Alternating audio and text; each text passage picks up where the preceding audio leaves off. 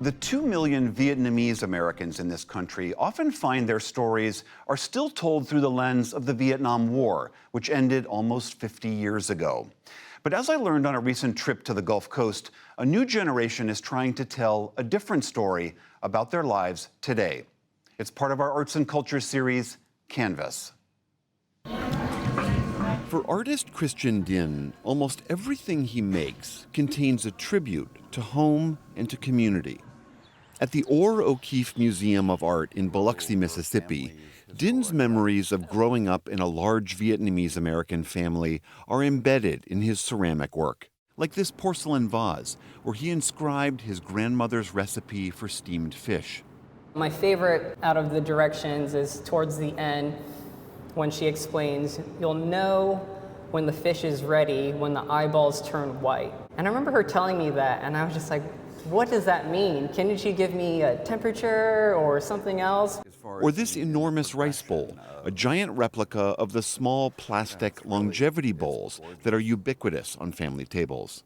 These, in a way, these plastic wares are the fine china of Asian American culture. I wanted to emphasize that, one, by its size, right, just making it a more monumental piece, scaling it up. Two, by changing it back into its original material, which is ceramics. In another series, Dinh reimagines the white display hands that are typically seen in Vietnamese American nail salons.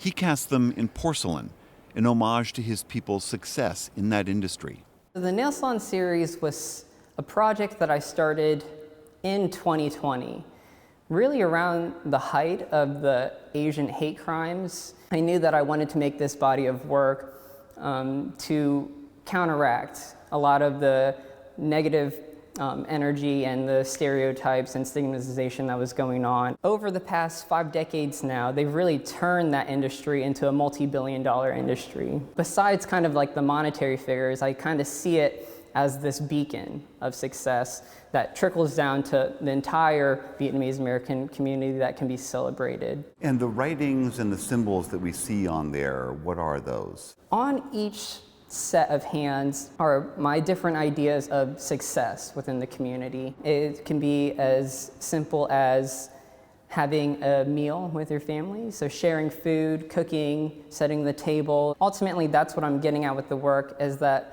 though I'm coming from my own background, my own experience of Vietnamese culture, it's not too different from many other cultures. And I always look at the work as not necessarily being Vietnamese or Asian, but it's American work just as much.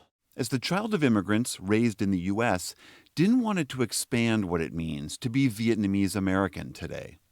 When you hear stories about the Vietnamese community, it's usually revolved around the war. And that's kind of where it ends. The war doesn't define these people. It is very important for them in their lives and what they've experienced, but they've also experienced a whole new life and established a whole new community here in the United States. About an hour and a half west from Biloxi, many forged that community here in New Orleans. The city's Village de l'Est neighborhood has been home to several thousand Vietnamese Americans, including Cindy Nguyen. People came down to New Orleans because of the weather, because of the possibility of working immediately because of the Gulf. Many Vietnamese immigrants were fishermen by trade. Nguyen and her family came to New Orleans as part of that wave of refugees fleeing the chaos after the fall of Saigon in 1975. She too planted roots in America, becoming the first Asian American to serve on the New Orleans City Council. My father said, well, we're going to New Orleans. I said, where is New Orleans? Well, that's where all the Vietnamese people are going to. Well, how did you know this?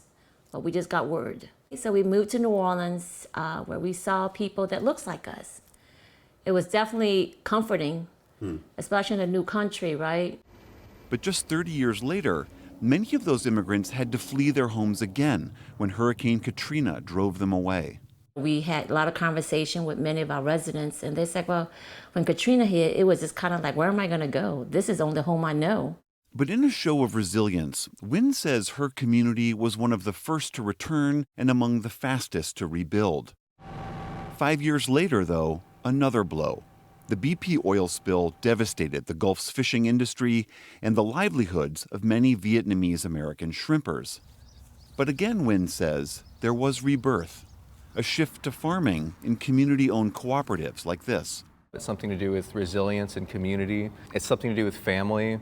It's something to do with love. Those are the big things. You know, I happen to tell them through a Vietnamese American lens, but they're themes that we all relate to in some kind of way.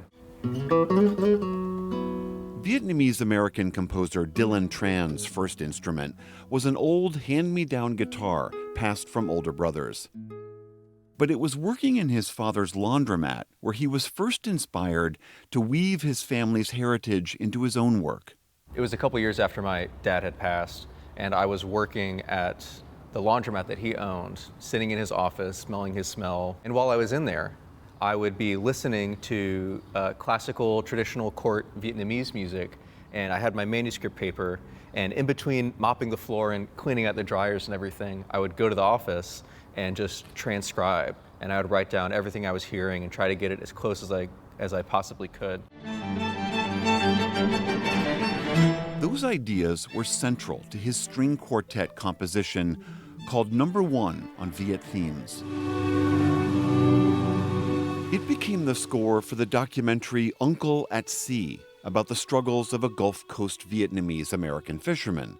And it was later performed at the Ogden Museum of Southern Art in New Orleans. I cried countless times throughout it and afterwards thinking about it, because the response from the Vietnamese community it just felt so huge. People who just heard about it on the street or saw a poster in a cafe and were just excited to see a part of their culture presented and elevated in this way. When I write music that is influenced by, my Vietnamese-ness, it's to express myself, and it's to connect with other people who share that, And anyone is welcome to come and enjoy that. But it's something that I do for us. It's something I do for us,